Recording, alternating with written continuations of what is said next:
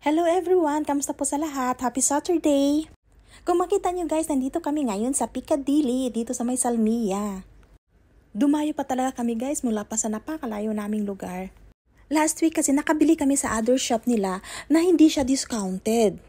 So tinipan nga kami nung salesperson na meron daw silang outlet store, which is outlet price sila at super discounted na nandito nga sa Salmia. Kaya nandito kami ngayon. Ayan, dahil natuwa nga kami. Imagine nyo guys, tag 3 pairs talaga ang aming nabili. Ito yung first pair na nabili ko, sandals, whitey-whitey. Cute naman siya guys, di ba? Ito yung second ko na nabili. Ito yung third. Sukat-sukat nga ako guys at ito ang napakaganda sa Piccadilly. Sobrang comfy, sobrang lambot. Hindi ka talaga magkakapaltos.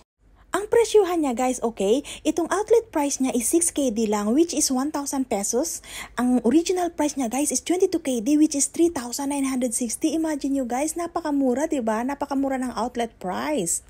Ito yung nabili kong original price siya, which is 17KD or 3,000 pesos. Ayan, maganda rin naman siya.